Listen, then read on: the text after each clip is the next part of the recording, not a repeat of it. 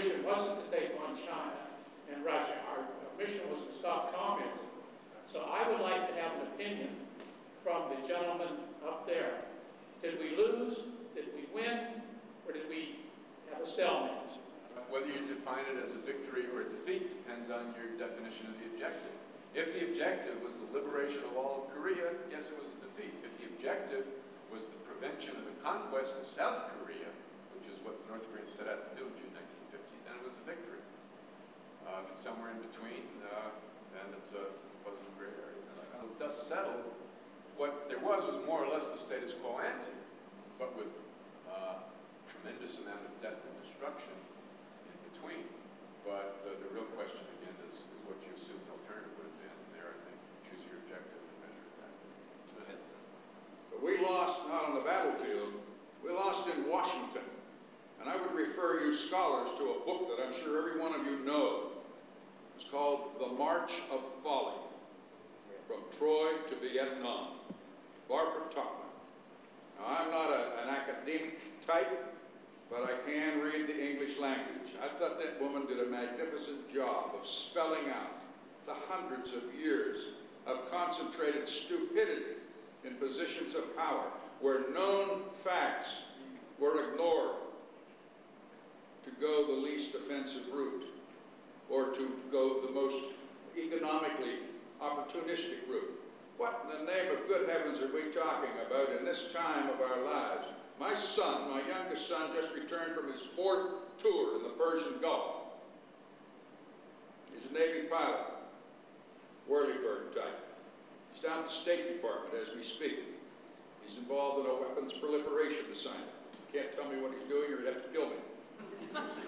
We are sending people to public office and giving them the power of life and death on our children and the future of this nation. They are functionally incapable of making the tough call. If we can believe 10% of the post-action intelligence that allegedly was on the record.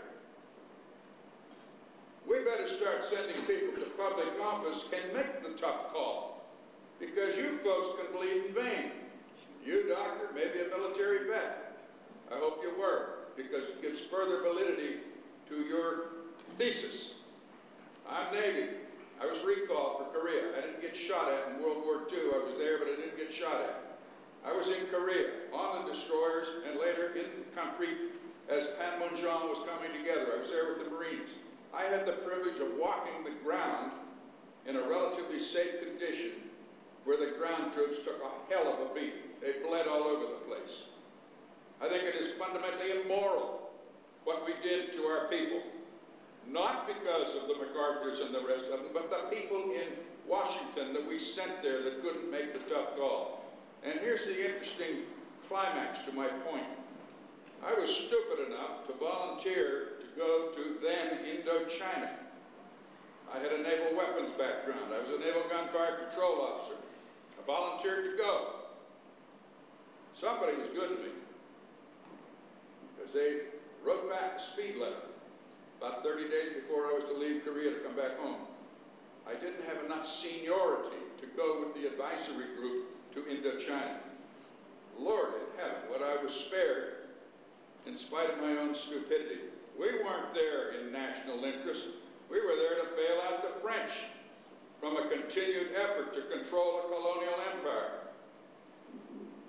We have the intelligence available. It's not being wisely and well used by the people that we have sent to public office. When are we going to begin to think it through? We've got people making policy in Washington right now that not only never served, but went to great lengths to avoid serving, to the point where they have no honor. I'm madder than hell. I'm almost 74 years old, and I'm going to live long enough to see some of these people nailed to the wall. And I am not a flaming right-wing nut. I am terribly concerned with what we're doing to people in this country who have no means, who are being deprived 9 days a week. We can't cover the needs of our people on the lower end of the spectrum, but we can bankroll the investment bankers and have the World Bank making policy decisions that put my son and other sons in peril. I'm angry, and I want to see the academicians begin to deal with this stuff firmly and unequivocally. And I'm sorry, I'm not a pessimist, I'm an optimist. I want to see some of these folks nailed to the wall, and I'm glad these young men here, my sons and others and daughters, if you please, have the wherewithal. Let's send them the help of public office that can make the tough call. We've been deprived. There's no evidence to me that when it comes to the Korean War, they were any stupider than anybody else. There's nobody in the military bringing the tocsin saying, watch out, it's coming in Korea. That's what we've got to worry about. There was no groundswell of opposition politically in the public or elsewhere to limiting American war aims when Eisenhower considered numerous options for escalation after he came into office and rejected it. Maybe they were wrong, but I think there's enough blame to go around, and that may be even worse news than the alternative. You got a lot of smart guys in the military. Why haven't we learned this lesson? I mean, we seem to keep repeating. And as far as the level of training they've been doing, as an Army of Occupation, they're a constabulary force. Such training as they had been starting to do in 1949 under General Walker had been primarily platoon level, starting towards company, and there was, as the new commander of the Army in Japan, he was trying to reinstitute a training program upon assuming command to get guys back into the ground fighting mindset from what they had been during 1946 and 47, which is, let's go up and have a good time in Japan as young 19, 20-year-old Americans with money in a devastated country. So he's starting the training process. He hasn't gotten the steps all built in place so that they have trained as companies, but they're going to be training as battalions during the summer of 1950, following up with regimental training and exercises during late summer of 1950. When the Korean War kicks off, all that basically falls by the wayside because we've got to get over there now. So you've got untrained people getting over to Korea and basically being thrown in. There's still a great deal of the cockiness, the arrogance of we're Americans. As soon as they see us, we American soldiers, they will stop, they will go back north. It didn't happen, obviously, and we had a debacle that ends up at the Pusan perimeter. When the Pusan perimeter attacks collapse, as MacArthur does the Incheon landing back behind, and the North Koreans disintegrate in conjunction with Walker's attack around the Pusan perimeter, now it becomes a pursuit. We're chasing them back north up the peninsula. As such, the soldiers get very, very sloppy. When the Chinese attack during basically Thanksgiving 1950, that is a surprise. Basically, arrogance on our part thinking the Chinese are not going to get involved, and then if they do get involved, after all, we're Americans, will stop that they're just Chinese, and we learn otherwise, that they basically drive us halfway down the peninsula. This basically settles itself down once Ridgway becomes commanding general upon relief of MacArthur, in large part because Ridgway, in restoring the 8th Army, focuses on the basics. He has the guys get off the trucks. He has them do the basic infantry operations, patrolling, taking care of your troops, all the things that the people should have been doing, but they weren't. Ridgway now makes them focus on. Kind of like a football team on Monday morning after you've gotten whacked over the weekends. The first thing the coach has you do is grass drills. All the little things that you ought to have been doing during the game that you weren't. Now you're out there for 2 days getting all dirty, doing all those routine basics before you get back into the finer points of the game. That's what Ridgway does.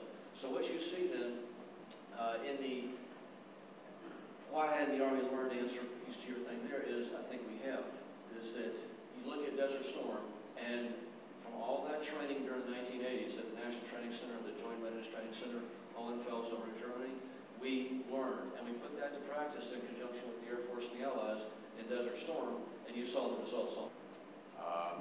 We didn't run the experiment in Iraq, and I think that makes it somewhat easier to say we missed our chance to get rid of Saddam Hussein. That may be true. Conceivably, trying to go to Baghdad, as it were, however you define that, might have been brought off not much greater expense than the rest of the war, which was amazingly and surprisingly cheap. Virtually nobody envisioned the stunning victory we had in Desert Storm with fewer than 200 battle deaths. But what are the odds about the other possibility, that going to Baghdad would have turned into a disaster, that the whole anti-Iraqi coalition would have fractured, the Arabs would have bolted, that we would have gotten into much more serious combat with much higher casualties? There were 2 approaches to the war that came out of World War II. One is a very Western high-tech approach. One is a very people-intensive, low-tech Eastern approach. There are asymmetric approaches to warfare. Very few people are going to be as stupid as Saddam Hussein Hussein to fight our kind of war. He fought our kind of war, let us build up 6 to 9 months to do it. Future opponents look at that and say, we're not going to let the Americans fight that kind of war. That's the kind of war we want to fight. So we're in this, and that's one of the things that all the armed forces are wrestling with. The American public doesn't want us to fight a low-down, dirty war with a lot of bodies. That's the kind of war that the opponent wants us to fight. And any war we get into, the problem's going to be trying to make the other guy fight our kind of war. It's tough.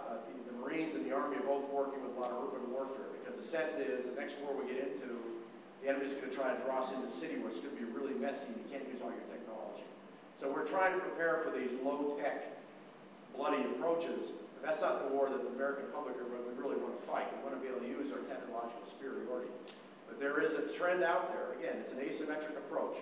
You don't want to fight the Americans' way of war, and that's why we end up fighting these different styles, because most people aren't as stupid as Saddam Hussein. The P-51 Mustangs, still with the D-Day markings on the wings, and they sent those to Korea to do close air support. And Mustang was not a very good close air support aircraft. It was awfully vulnerable. It's hard to get parts for it, but that's what the Air Force had to do close air support. In contrast, the Marines did not have the artillery with their divisions. They had aircraft instead. The aircraft were integrated. Each Marine division had an air wing attached to it that basically did its artillery as well as its air power and artillery. The Army units were supposed to have artillery. Well, the Army guys got over there and saw this dedicated air support the Marines had, and they said, we want that. And it was exacerbated by the fact there was an artillery shortage, and again, go back to resource limitations. There was a massive artillery shortage in the American Army. We didn't have the artillery we needed, so for air support, for combat ground support, we needed more air support. And the Air Force was saying, we want to do interdiction, we want to go bomb strategically in North Korea, we don't want to do close air support. And you have a situation here where the Air Force is really not designed to do it, the Army needs it, and it caused a lot of problems all the way through the war. And the Marines, because they had the dedicated aircraft, they did it best. And another thing that that also exacerbated the problems, it goes back to Kosovo and Korea comparison. In Kosovo, because of the fears of air defense, we limited our aircraft to 15,000 feet.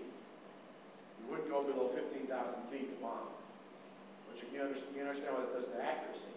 What happens in Korea after a year of warfare there, the Air Force says, look, we don't have many aircraft.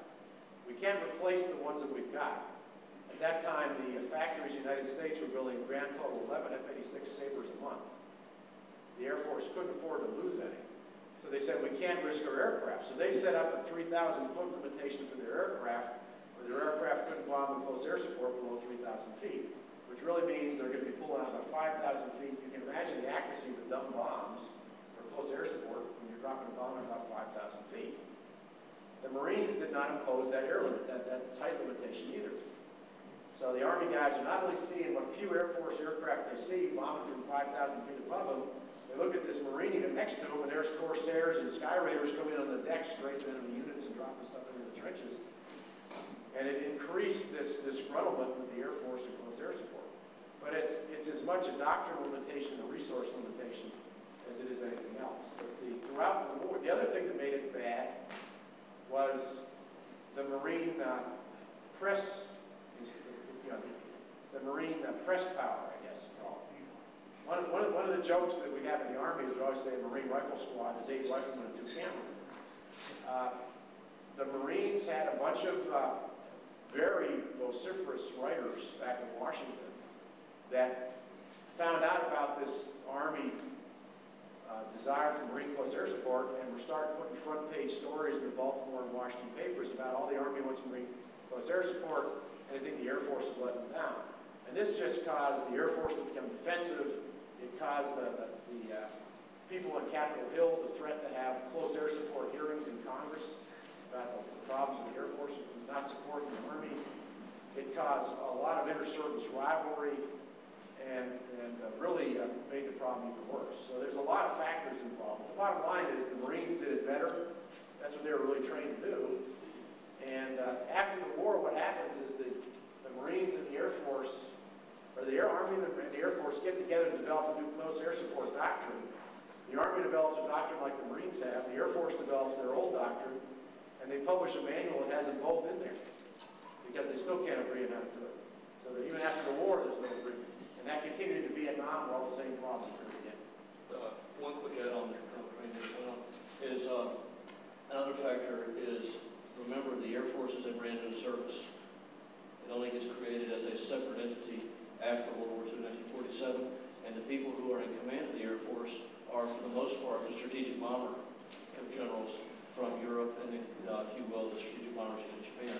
So from their way of looking at war, it is a strategic level bombing with air power having to show that it should be an independent entity. So there's a great deal still trying to prove itself in the early stages of Korea, and the tacticians, if you will, the Picasadas of 9th Attack Air Force in Europe, those guys are not the ones who were actually running the show in 1950, 51. So there's that factor as well on how to be used.